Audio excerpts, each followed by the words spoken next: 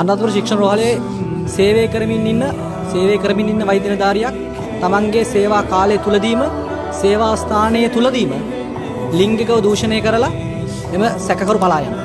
මේ සිදුණු සිද්ධිය පිළිබඳව ලොකු බරපතල හැඟීමක් තිබෙනවා. නමුත් හැඟීම් තිබුණාට මදි. අපි හැමෝටම ඊටාම බරපතල විදියට දැනෙන සහ හැමදාම අහන්න ලැබෙන්නේ නැති ආකාරයේ අපරාධයක්. ඒ නිසා මේකට දාලා නීතිය, මේකට දාලා ක්‍රියාමාර්ග සියල්ල කඩිනමින් සහ උපරිමයෙන් ඉෂ්ට කරනවා කියලා බලාපොරොත්තු වෙන සහ අපි ආණ්ඩුවක් විදියටත් මේකට දැඩිව මේ ක්‍රියාවලිය වෙනුවෙන් පෙනී ඉන්නවා. හරි ළමයි ලයික් කරන්න, කමෙන්ට් කරන්න, හොඳටම ෂෙයා කරන්න. ඔහොම නම් බෑ.